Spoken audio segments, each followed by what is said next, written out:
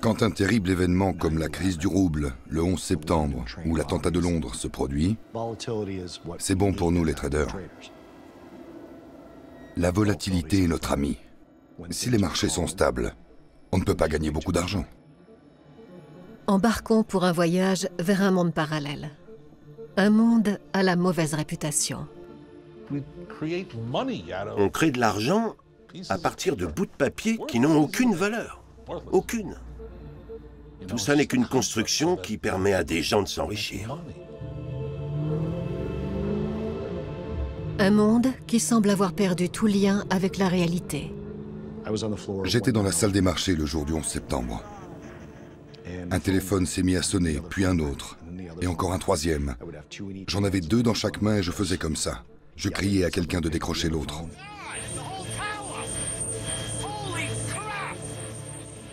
C'était de la folie. C'est la meilleure année que j'ai jamais connue. Et pour être franc, je trouve ça horrible.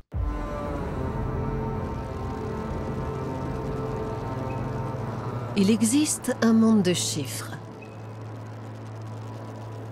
Un monde où il faut être le plus malin ou le plus rapide. Un monde relié par les ondes radio et les câbles optiques.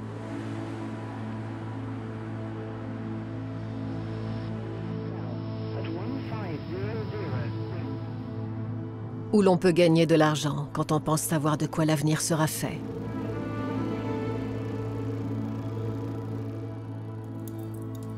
Un monde rempli de peur et de désir. Où soit on gagne, soit on perd. Ce monde, je l'appelle la planète finance.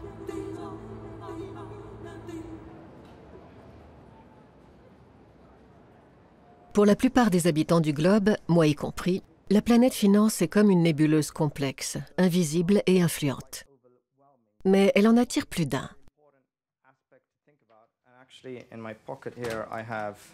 Prenons ce que j'ai dans ma poche. Un lingot de 250 grammes d'or. Et disons que je veux le vendre. Vous connaissez la devise.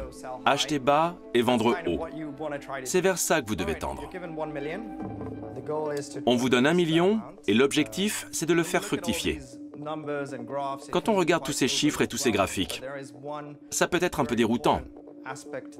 Mais ce qu'il ne faut pas perdre de vue, c'est qu'on est là pour faire des affaires, gagner de l'argent. Créer de la richesse peut paraître simple. La planète finance est un monde en perpétuelle croissance où le capital rapporte plus que le travail. C'est là toute la magie. Ce monde si éloigné de moi ne m'apparaît au grand jour que lorsque les marchés financiers s'effondrent.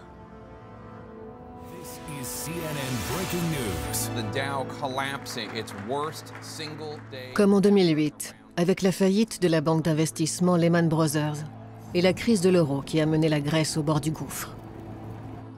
Ou en 2020, au début de la pandémie de Covid-19. Après l'annonce du premier confinement, tous les marchés financiers se sont écroulés en même temps. Du jamais vu. An historic day here on Wall Street because investors are expecting a potential global recession because of the coronavirus. Les confinements s'enchaînent et le monde entier retient son souffle. Pour se protéger d'éventuels pilleurs, tous les commerçants barricadent leurs vitrines. Mais sur la planète finance, l'inquiétude se dissipe rapidement. Les cours de la bourse remontent tout de suite en flèche. Comment est-ce possible? On ne veut pas dire la vérité au sujet de certaines structures tarifaires et de leurs conséquences sur le monde réel.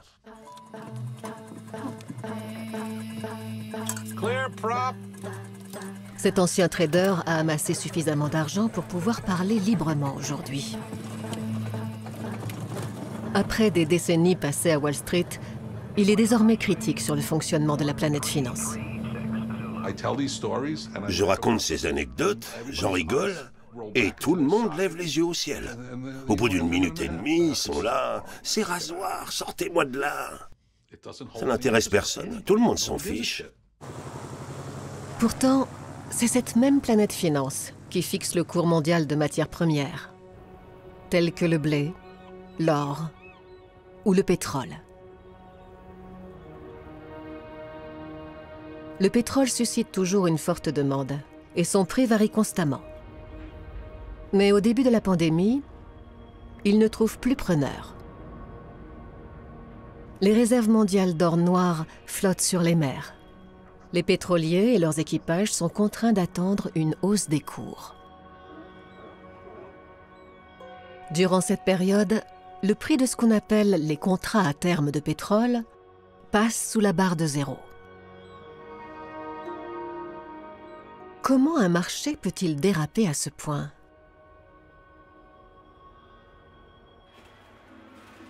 Qu'est-ce au juste qu'un contrat à terme? Notre ex-trader se remémore avec nostalgie l'époque où il était à la bourse. Je me souviens de la première fois où je suis arrivé dans la salle des marchés, de tout ce tumulte, ce bruit, ces cris, ces chiffres qui s'affichaient au-dessus de moi. Et tout ça avait une cohérence. Les gens allaient et venaient en faisant des signes étranges de la main. Ils jetaient des cartes en l'air. J'étais subjugué. C'était un endroit fascinant. J'ai tout de suite adoré. Alors j'ai raclé les fonds de tiroir de mon père et j'ai réussi à rassembler 20 000 $ avec l'idée de me mettre à boursicoter pour mon propre compte. C'était un club très intéressant.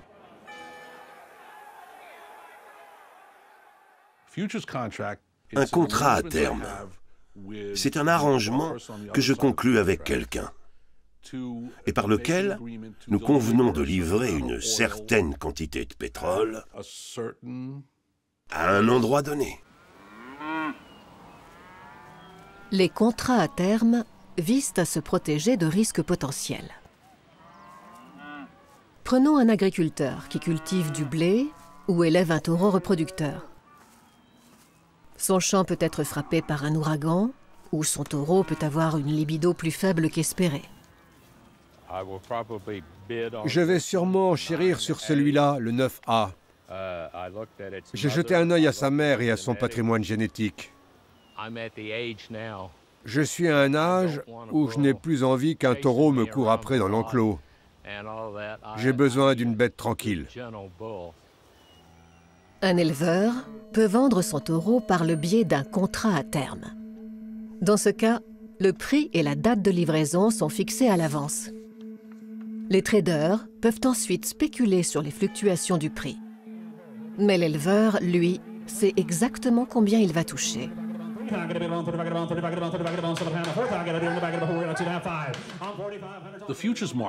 Le marché à terme a été pensé comme une vente aux enchères. Personne ne connaît le prix des marchandises.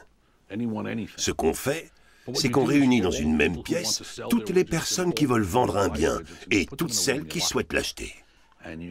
On ferme la porte et on les laisse négocier jusqu'à ce qu'elles en déterminent la valeur.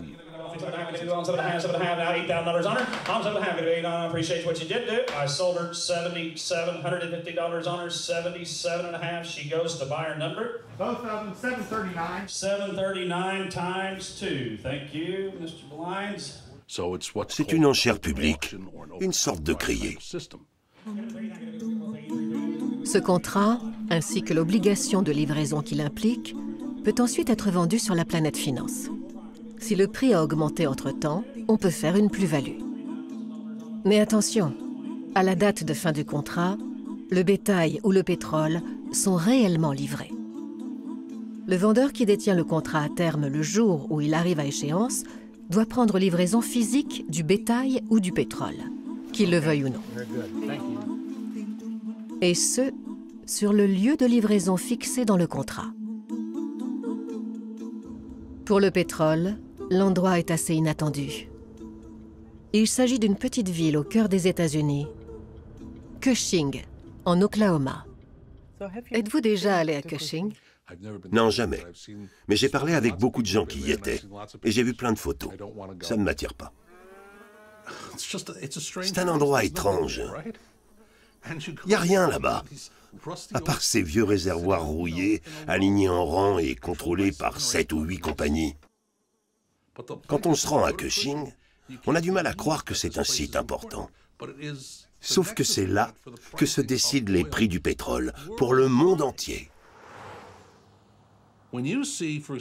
Imaginez qu'on vous annonce à la télévision que le baril est à 68,42 $. D'accord. Mais d'où sort ce chiffre? Eh bien, il est basé sur le cours d'un marché à terme. Lui-même déterminé en fonction de la quantité de pétrole qui doit être livrée à Cushing. Il n'y a même pas de port. Que des pipelines qui arrivent et repartent. Et de temps en temps, un camion-citerne qui vient pomper du pétrole. Mais c'est vraiment tout. C'est pas un endroit adapté pour fixer le prix mondial du brut.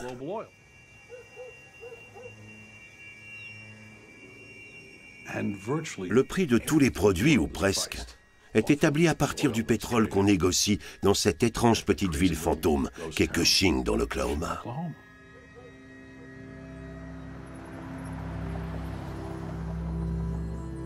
Au début du XXe siècle, on a découvert des gisements pétrolifères à Cushing. Pendant la ruée vers l'or noir, tous les puits ont été exploités et toutes les sources ont fini par se tarir. En 1983, Cushing, qui était déjà la plaque tournante du transport et du stockage du brut, a été choisi comme lieu de livraison physique pour tous les contrats à terme de pétrole. Avec plus d'1 million de transactions par jour, ce sont actuellement les plus négociés au monde.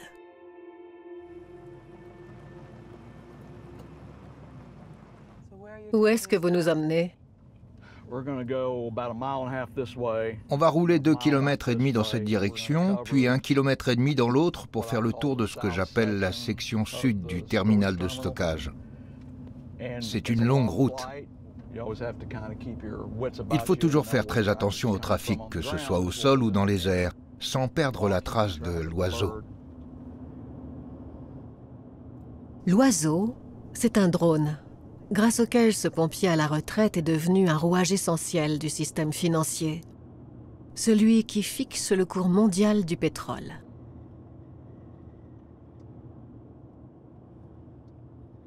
Le ministère de la Sécurité intérieure qualifie ces installations, je cite, d'infrastructures sensibles. Ça ne veut pas dire que je n'ai pas le droit de les survoler. Mais ils ne voient pas les choses tout à fait du même œil. Même si tout ce que je fais est légal, il arrive qu'ils réagissent de manière assez agressive. Quand on se montre courtois et raisonnable avec eux, comme on me l'a appris, la plupart du temps, ça se passe bien. Parfois, je tombe malgré tout sur quelqu'un qui soutient mordicus que je suis en tort et qui peut se montrer un peu menaçant.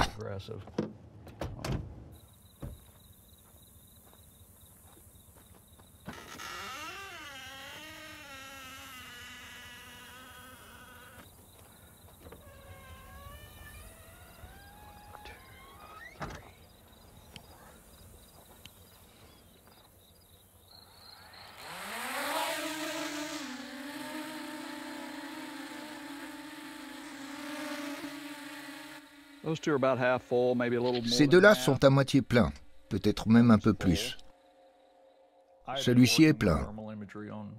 Quand j'étais pompier, j'inspectais les toitures et d'autres équipements à l'aide d'un drone équipé d'une caméra thermique. Un jour, j'ai reçu un coup de fil d'un monsieur de l'étranger. Il voulait savoir si j'avais déjà pensé à utiliser cette technologie dans le domaine du pétrole et du gaz. Je lui ai répondu que ça ne m'avait jamais vraiment traversé l'esprit. Il savait que j'habitais à Cushing et il m'a demandé si j'avais déjà survolé cette zone. J'ai répondu que non, Il m'a alors expliqué qu'il y avait un marché pour les données que fourniraient mes images. Je me suis mis à effectuer un vol par semaine pour ce monsieur. Il était très enthousiaste. Une autre boîte étrangère en a eu vent et m'a contacté pour me demander la même chose. J'ai donc commencé à travailler pour elle aussi et ça a fait boule de neige. Si je constate un gros changement, j'en informe mes clients et je leur indique ce qu'il faut regarder de plus près.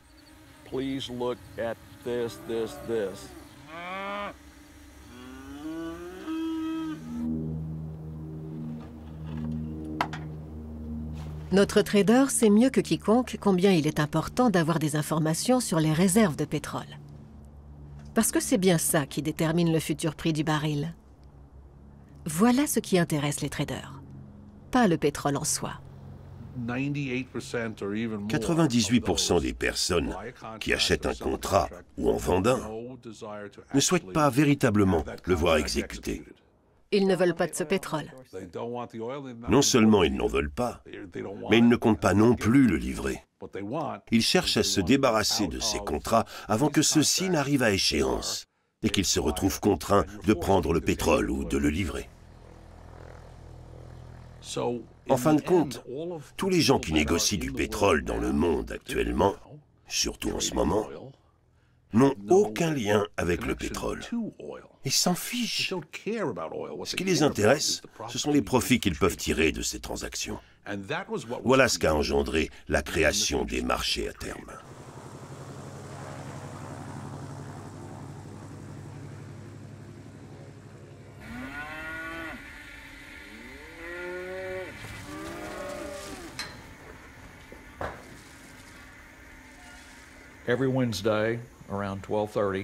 Tous les mercredis, vers 12h30, l'EIA, l'Agence d'information sur l'énergie, publie une estimation de l'espace de stockage disponible dans toutes les installations du monde. Et tout ce qu'elle publie a une incidence sur les prix. Les clients du pilote de drone, basés à Londres et à New York, cherchent à connaître le volume exact des réserves de pétrole, si possible avant la publication des chiffres officiels. De nombreux réservoirs sont équipés d'un toit flottant qui monte et descend en fonction du niveau de liquide à l'intérieur. En mesurant les ombres portées, les clients peuvent évaluer leur contenance.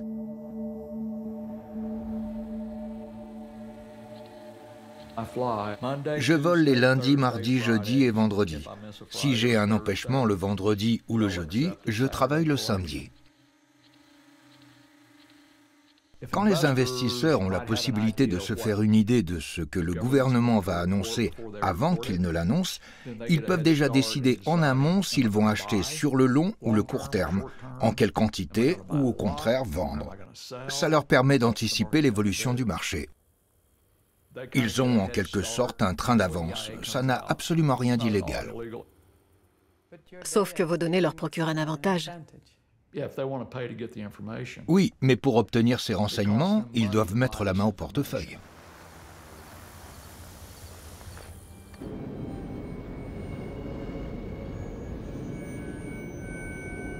C'est difficile à imaginer aujourd'hui, mais récemment, dans un laps de temps très court, le baril de pétrole a été gratuit. Sur la planète finance, c'est possible.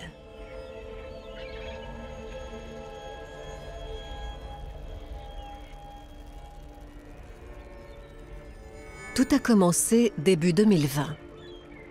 Pendant le premier confinement, la mer du Nord et d'autres zones maritimes étaient remplies de pétroliers.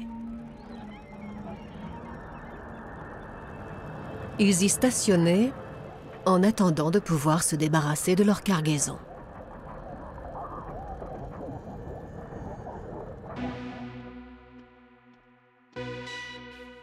Ce trader était parfaitement au courant. Il travaillait sur le marché du pétrole dit mouillé et devait couvrir les risques de clients qui, eux, voulaient vraiment du pétrole.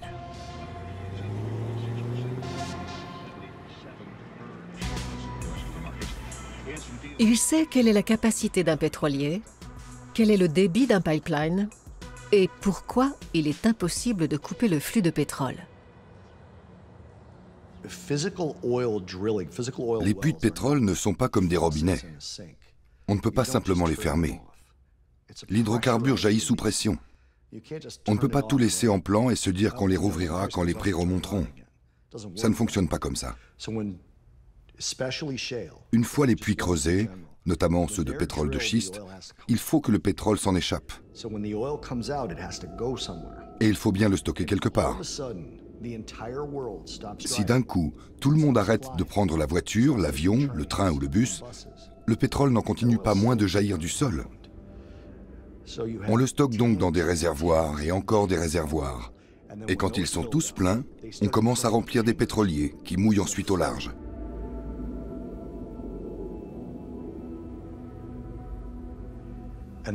Et là, ils disent « Vous pouvez acheter mon pétrole? Je n'ai pas besoin de votre pétrole. Bon, mais je paie chaque jour pour le stocker. Et si je vous l'offrais simplement? Ou je vous donne 10 $ du baril pour m'en débarrasser? » Quand on y pense, si chaque baril vous coûte 20 $ par journée de stockage et que personne ne l'achète, autant donner 18 $ à quelqu'un pour qu'il vous en débarrasse. Vous économisez 2 $.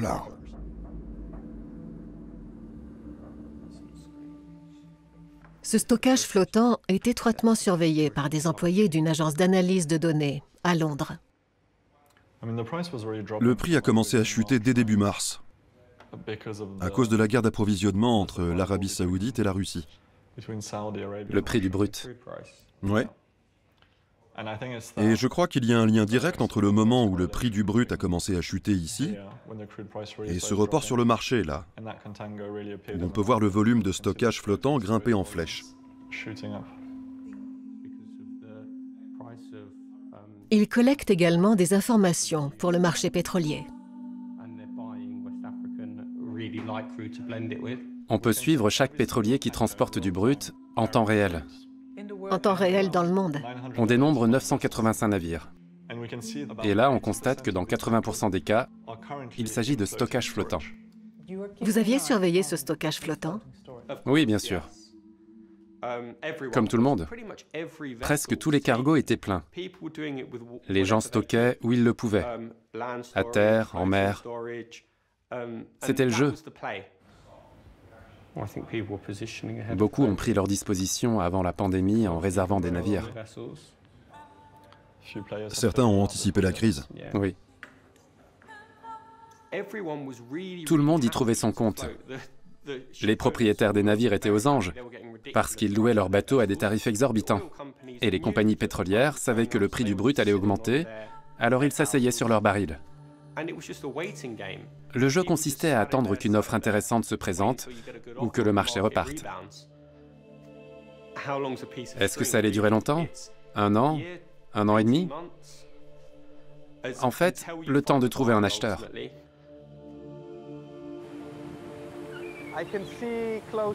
J'en vois pas loin de 20.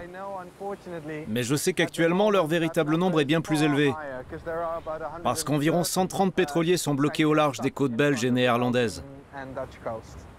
Sauf que je n'en vois qu'une vingtaine.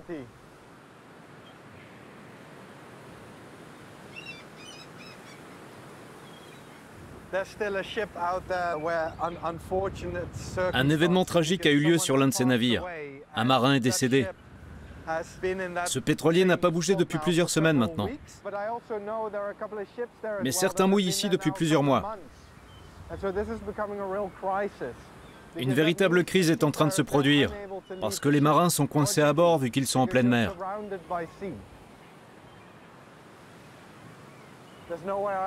Ils ne peuvent aller nulle part. Voilà leur quotidien. Les équipages attendent une hausse du cours du pétrole. Normalement, leur contrat de travail expire au bout de 11 mois. Mais en raison de la pandémie, ils peuvent être prolongés de plusieurs mois, voire d'1 an et demi. Et la seule visite qu'ils peuvent espérer est celle de l'aumônier du port. On est à environ 25 minutes de votre position et on a quelqu'un pour vous. Une seule personne? Oui, c'est ça, l'aumônier. Donc si vous pouviez sortir votre échelle de pilote... Ils nous attendent. En ce moment, beaucoup de marins sont littéralement coincés sur leur bateau. Et se retrouver dans cette situation, ce n'est pas la joie. Ils espèrent que le prix du pétrole va remonter. Oui, c'est vraiment une mauvaise passe. Le prêtre va de navire en navire pour réconforter les hommes et leur offrir des cartes SIM prépayées afin qu'ils puissent rester en contact avec leurs proches. Bonjour, je m'appelle Denis. Je suis aumônier au port de Rotterdam. Je suis passé vous dire bonjour. Vous venez aussi des Philippines? Votre contrat a débuté il y a combien de temps? 6 mois. Vous pensez que vous allez rester au mouillage ou entrer dans le port? Aucune idée. D'accord. Je ne sais pas si certains d'entre vous sont chrétiens, mais j'aimerais dire une prière pour vous. Notre Père qui es aux cieux, merci infiniment pour mes amis à bord, qui travaillent avec tant de loyauté et de dévouement pour te servir. Merci. Ils sont loin de chez eux et malgré tout, Seigneur, toi qui les as appelés ici, ils te servent.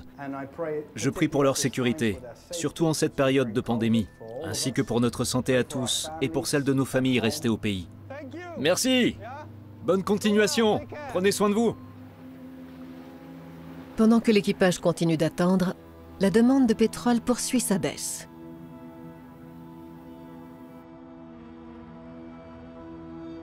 Et cette marée de pétroliers va finir par faire d'autres perdants auxquels on s'attend moins. Comme ce day trader. Je trade à plein temps. Et ça m'assure une stabilité financière. J'achète et je vends depuis tout petit. J'ai commencé en CM2 avec les cartes Pokémon. Au départ, j'en avais qu'une, et j'ai fini par en avoir une centaine. Jusqu'au jour où mes parents me les ont confisquées parce que je faisais rien d'autre. Et maintenant, je suis passé aux crypto-monnaies. Au début, j'avais pas de vie. Je passais mon temps à réaliser des transactions. À tel point que j'en rêvais la nuit.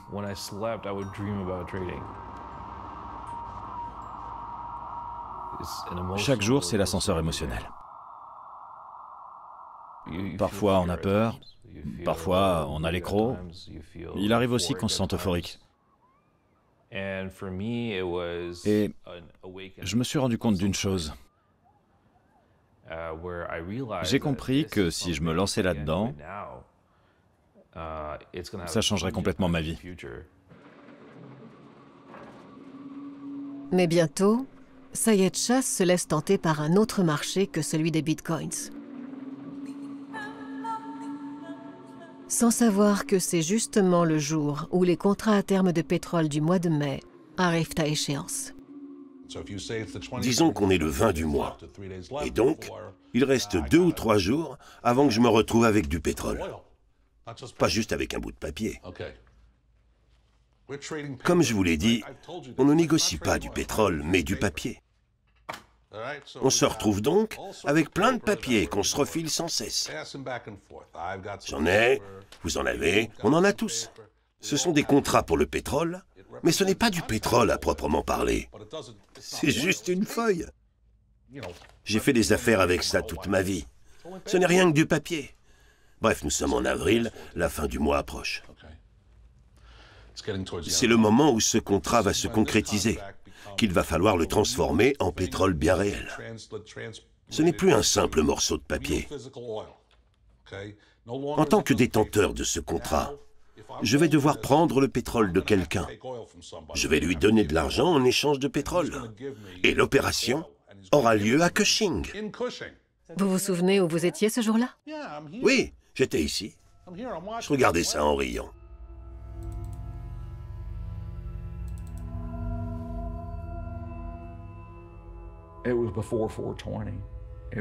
Bien avant le 20 avril, en février ou en mars, j'ai su qu'il se passait quelque chose, mais j'ignorais quoi. Ça faisait un moment que les stocks étaient pleins. Tous les réservoirs que vous voyez sur cette image thermique sont à toit fixe. Si on vient pomper, ça ne se verra pas de l'extérieur, parce que tout est à l'intérieur.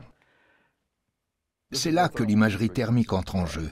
Elle permet de détecter le niveau de remplissage. Là, on voit celui de ce réservoir qui a une capacité de stockage de 250 000 barils.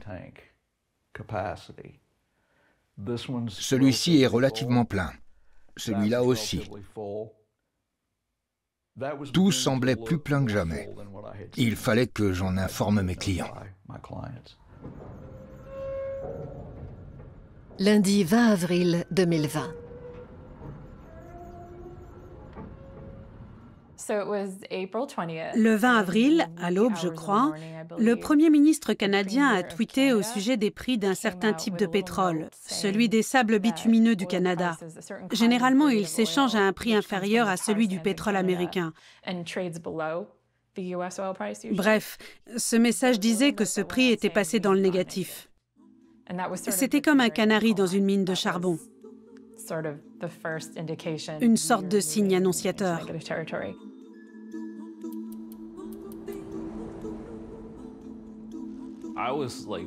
Je dormais à point fermé.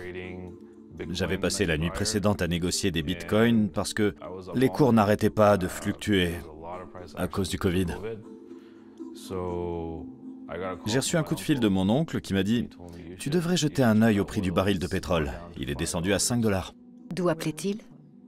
Oh, il vit au Pakistan.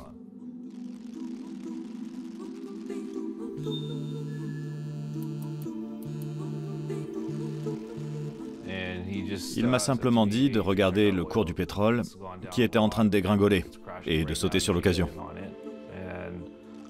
Donc j'ai acheté quelques contrats. Puis c'est descendu à 2 $. Alors j'en ai pris quelques-uns de plus. Aviez-vous déjà acheté un contrat à terme de pétrole auparavant? Non, jamais, non.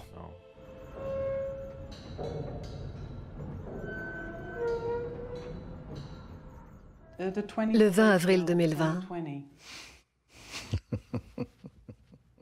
Où étiez-vous? Devant mon ordinateur, dans mon bureau. J'avais les yeux rivés sur mon écran, un peu incrédule. Je savais que ça pouvait arriver. Mais quand tout va si vite comme ça, c'est vraiment fou. En 30 ans de carrière, j'ai assisté à des millions de trucs dingues sur les marchés. Et chaque fois qu'il se passe quelque chose d'inédit, je réagis de la même manière. Je reste là, estomaqué, à suivre l'évolution de la situation. À un moment, le prix est descendu à 1 cent. Je me suis donc retrouvé à acheter 212 contrats à 1 cent.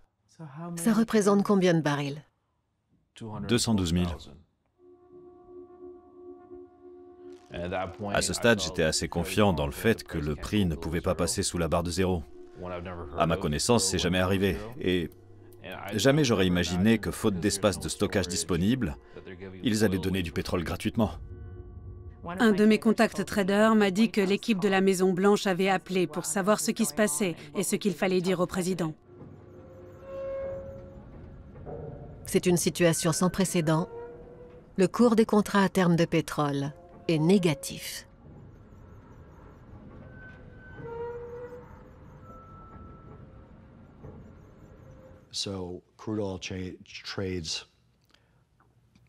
Le prix du brut oscille généralement autour de 65,61 $, 65,62 $, 65,60 $ dans ces eaux-là. Il peut facilement fluctuer de 5 à 7% en une journée. Là, il descendait à 0, moins 2, moins 12, moins 3, moins 20 $. Le marché ferme à 14h30. Or, il est 14h08. Il ne reste donc plus que quelques minutes et là, il s'effondre.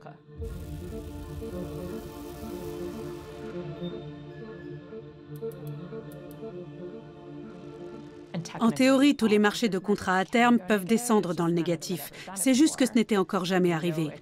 Aucun contrat négocié en bourse ne s'était un jour retrouvé dans le négatif dans l'histoire des marchés et du monde.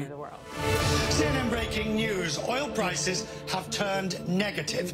The most extraordinary development that took place today when the US main blend, West Texas Intermediate, fell more than 306%. It is negative $37.63 a barrel. It's a really harsh reality. I never thought I'd see in my lifetime. No, absolutely. I mean, when I saw these numbers, I had to give the machine a whack. Dans un premier temps, j'ai été sous le choc, sidéré. Je me demandais si mes contrats pouvaient vraiment être liquidés à un prix négatif. Sayed croyait avoir acheté 212 000 barils de pétrole à 1 cent et pouvoir les revendre plus tard à un meilleur prix. Il ignorait qu'il s'aventurait sur un terrain extrêmement glissant. Et quid des petits traders? Des particuliers? Oui. Qui ont investi dans des contrats à terme? Vous voulez dire des clients ordinaires? S'ils étaient positionnés sur ce marché à ce moment-là, ils étaient stupides. Personne ne joue durant le mois qui précède la liquidation d'un contrat. Même les traders très expérimentés comme moi se sont montrés extrêmement prudents à quelques jours de l'échéance. Je ne m'y aventurerai même pas les derniers jours du mois de l'opération, d'autant que le marché était très restreint. Et on était à la merci de nombreuses grosses pointures qui disposaient de beaucoup plus d'argent que nous. Donc à minuit, quand mon compte a été mis à jour, il indiquait un solde d'environ moins 13 millions de dollars. Avec quelle somme aviez-vous démarré la journée? Pour chaque baril que j'avais acheté 1 cent pièce, je devais payer 37 dollars et des brouettes. Pour chaque baril.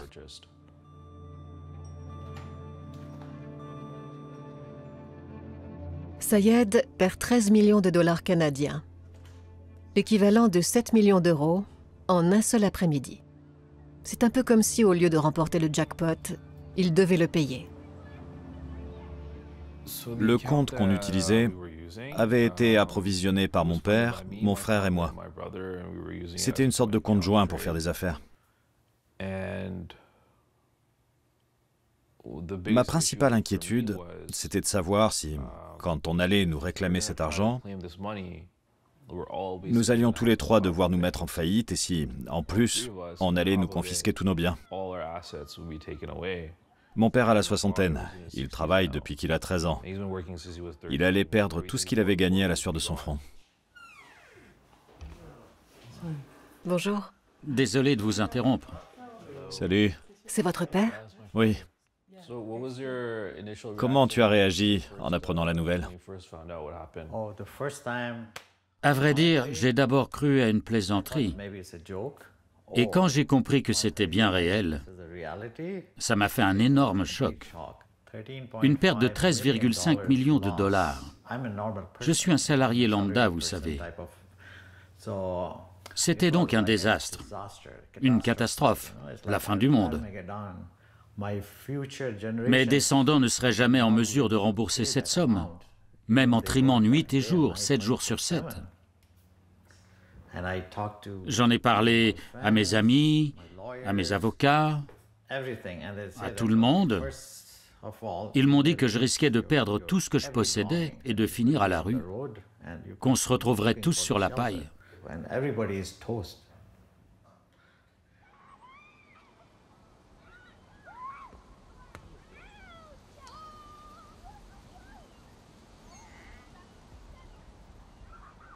Pour tout perdant, il y a un gagnant. Reste à savoir qui se trouvait à l'autre bout de la chaîne. Toute cette branche ne fait rire que toi et moi. Tu sais ça? Oui. Alors pourquoi quelqu'un voudrait écouter ce qu'on a à dire? C'est clair. Ça n'intéresse personne, pas vrai? Écoutez, si vous vouliez connaître le prix de la matière première la plus importante pour l'homme ces 30 dernières années, et que vous jetiez un œil à ce graphique, vous vous diriez, je ne sais pas ce qui est bon, mais ça ne l'est certainement pas. Alors, qui a fait fortune? Quelqu'un.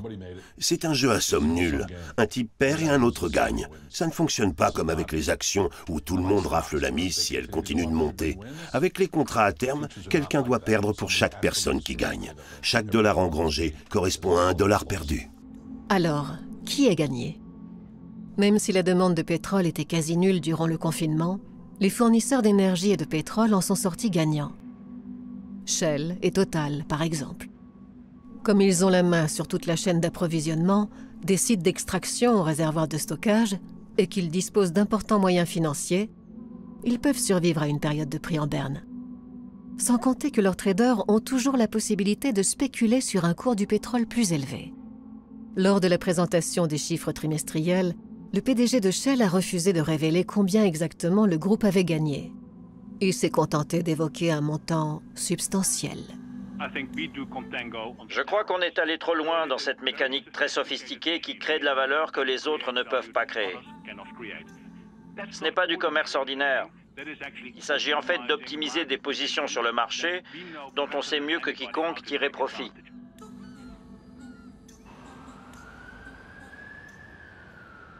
D'autres acteurs se sont enrichis en spéculant sur une baisse des cours. C'est ce qu'on appelle shorter, ou vendre à découvert. Cela permet de gagner de l'argent lorsque les prix chutent, et même beaucoup d'argent. Notre spécialiste des cours de pétrole a son idée sur l'identité de ces habiles spéculateurs. Les gens qui ont shorté ces contrats, qui les ont vendus à découvert, s'en sont super bien sortis. Parce que quand le marché s'est normalisé, ils les ont rachetés à un prix négatif. Quelqu'un aurait-il pu le prévoir?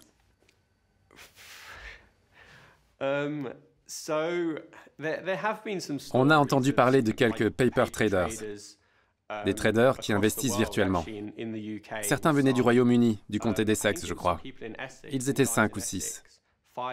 Ils ont dû faire la plus grosse transaction de leur vie.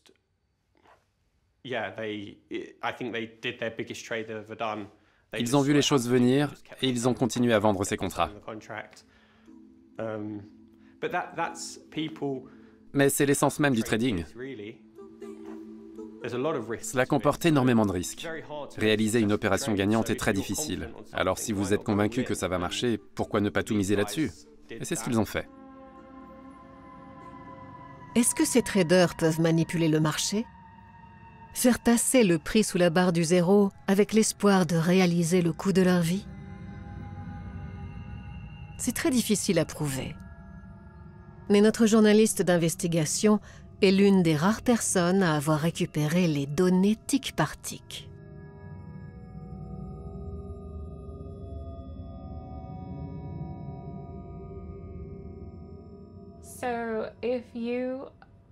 Les données en tic par tic de cette journée du 20 avril ne montrent vraiment que le moment où le marché est passé dans le négatif à 14h08, heure de New York.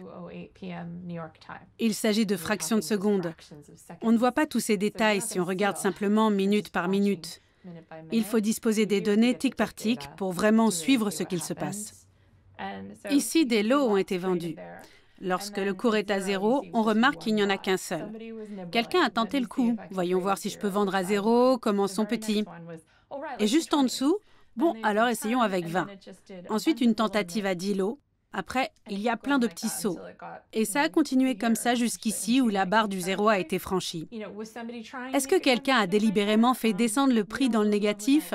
On ne sait pas vraiment qui c'était. Mais à l'évidence, quelqu'un a redoublé d'efforts pour essayer. Peut-on voir qui a vendu quoi? Non. Et on ne le saura pas. Pourquoi? Parce que ce sont des informations privées. À moins que quelqu'un veuille bien reconnaître publiquement avoir réalisé ces transactions. 2 ans plus tard, la société britannique Vega Capital est poursuivie en justice. Des investisseurs floués l'accusent d'avoir sciemment provoqué la chute du marché. Aucun verdict n'est encore tombé. Et on ignore toujours qui sont ces traders. Mais on sait comment ils s'y sont pris pour gagner 600 millions d'euros cet après-midi-là parce que leur groupe de discussion était public.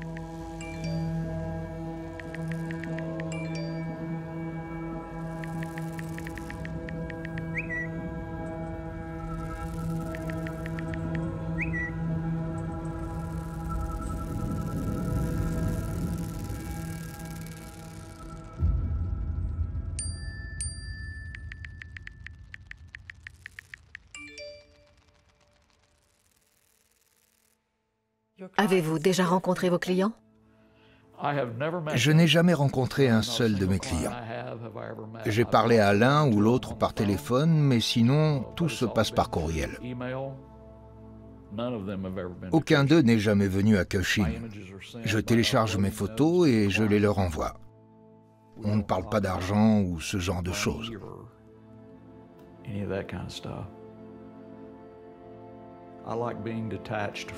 Je préfère ne pas me mêler de ce que peuvent engendrer les données tirées de mes images. Que savez-vous des marchés à terme du pétrole? Rien du tout. Je n'investirai pas là-dedans. Ça peut rapporter gros, mais je gagne de l'argent avec l'activité que j'exerce. Si j'ai appris une chose de cette fameuse journée sur le marché à terme du pétrole, c'est que rien n'est jamais vraiment gratuit. Pas même un baril de pétrole. Lorsque quelque chose est gratuit, il faut se demander qui va payer l'addition.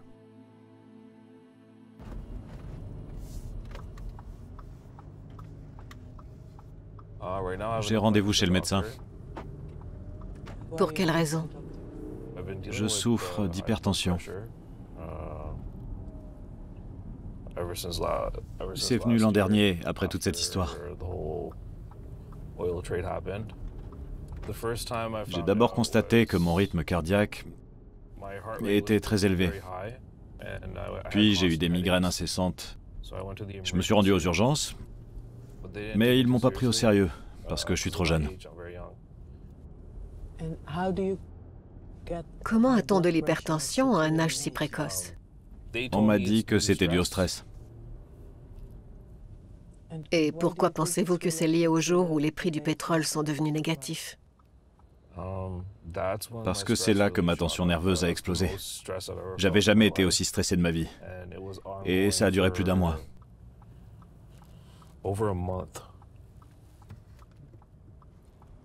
Il y a des règles, et on doit tous les suivre. Mais ce jour-là, elles ont été enfreintes. Ce jour-là, le marché a dérapé.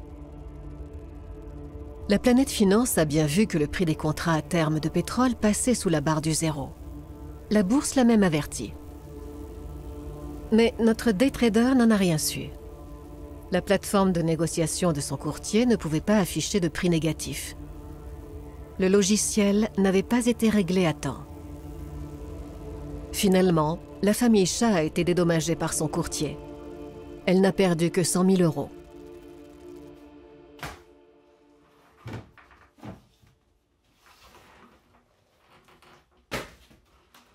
Dan Dicker, l'ancien trader, est un fervent défenseur de la libre concurrence.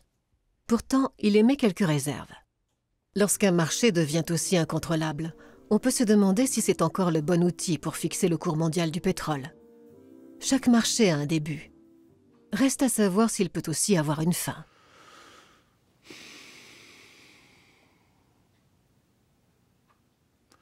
Non. Il y a trop d'intérêt en jeu. Vous savez, je vois les choses autrement.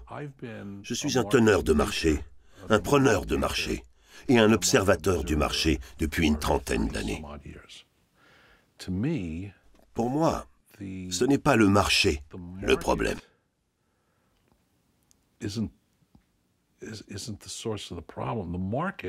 On peut aussi s'en servir pour trouver des solutions. Tout dépend des personnes qui le font tourner. Je ne veux pas être du genre à cracher dans la soupe.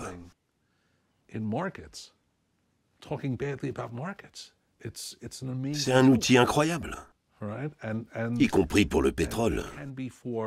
Simplement, il est entre les mains des mauvaises personnes depuis trop longtemps. Il est en quelque sorte nécrosé, comme de la viande avariée. Il est vieux et rouillé, à l'image des barils de Cushing. Et c'est nous qui en avons fait ce qu'il est aujourd'hui. Le pétrole passe de 145 $ à 30 $, puis il se hisse à 110 et redescend à 22, et il remonte à 80, et ensuite il grimpe jusqu'à 200 $. Mais il pourrait aussi bien chuter à 2 $ si suffisamment de choses tournaient mal. C'est de la folie. C'est pas comme ça qu'on va construire un système énergétique viable à long terme. C'est tout simplement stupide. Il faut en finir avec ça. Et la taxe carbone est un moyen d'y parvenir. Notre ex-trader pense donc qu'une taxe sur les émissions de CO2 est une bonne idée? Je ne m'attendais pas à cette réponse de la part d'un homme qui doit tout au pétrole. Et il va même encore plus loin. Et y aura-t-il des contrats à terme sur la taxe carbone? Ça existe déjà. C'est un petit marché. Mais chut, j'investis dedans. Je pense que c'est l'avenir. L'avenir. Il suffirait donc de créer un nouveau marché sur lequel on pourrait recommencer à spéculer? N'est-ce pas le marché qui devrait rendre le prix du baril plus stable? Comment ça se passe à bord? Toutes mes condoléances. Depuis le début de la guerre en Ukraine et les turbulences sur les marchés de l'énergie, le cours du pétrole a retrouvé sa volatilité, ce qui pourrait permettre à la planète finance d'engranger de substantiels profits. Quant aux membres d'équipage, leur vie tangue toujours, au gré des fluctuations du prix du brut. Je compatis à votre souffrance, après la perte d'un de vos camarades d'équipage, que Dieu a décidé de rappeler à lui. Il laisse derrière lui une femme aimante, 2 enfants dévoués, et une bande de frères, un groupe de marins qui ont appris à le connaître et qui se sont toujours... Dans le prochain épisode de Planète Finance, nous verrons comment il est possible de gagner de l'argent en spéculant sur des catastrophes qui n'ont même pas encore eu lieu. Et ce, grâce à des obligations d'un genre bien particulier.